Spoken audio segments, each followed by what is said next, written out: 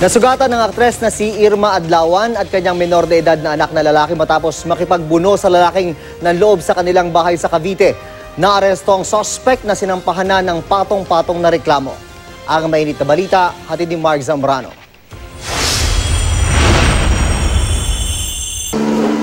Mahigpit na yakap na tila ayaw ng bumitiw ang binigay ng veteran actress na si Irma Adlawan sa kanyang 16 anyos na anak na si Kaloy, di niya tunay na pangalan.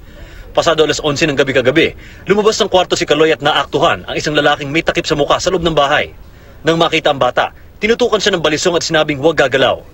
Imbis na matakot, hinawakan ng bata ang kamay ng suspect, nakipagbuno hanggang ma-headlock ang suspect.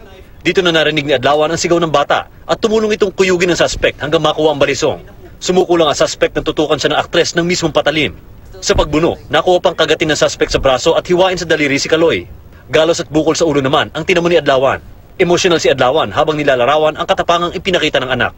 What the man told him was, huwag kang magsasalita, huwag kang maingay. And he was pointing that big knife at him. But sabi lang niya, no, he's not going to allow him to hurt anyone in the house.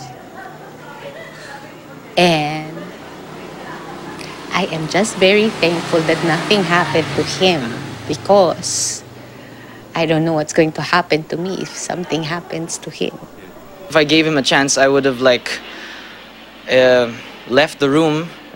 But my instincts were they're in the room. What could he have done if I left there?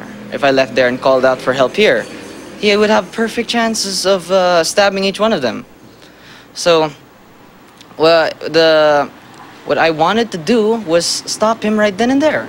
Bakas pa sa bintanang pinasukan umano ng mga suspect ang naiwang fingerprints. Pati ang tsinelas at sombrero niya naiwan pa sa bahay.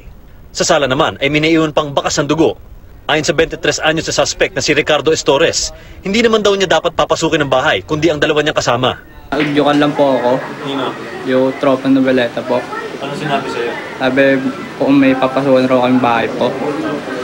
Kaya lukot lang po ako. Balik-balik. Sabay isa, lumabas na po. Lumabas siya na sa bintana dumaan. May dalang laptop na po. Ako isa na iwan. Pumasok na ako. Nakawang yung pinto. Pumasok na ako. Ako po nabot sa loob. Patong-patong na kaso ang isinampa na laban sa mga suspect. So, nasampahan na natin sila ng kaso na robbery. Tapos may attempted homicide. Gawa nga nitong ginawa nila kay Mrs. Adlawan. Tapos doon sa part ng bata naman, doon sa anak, kinasuhan din natin yung suspect ng physical injury in relation to 1716 gawa ng minor tong bata. Mark Zambrano, GMA News.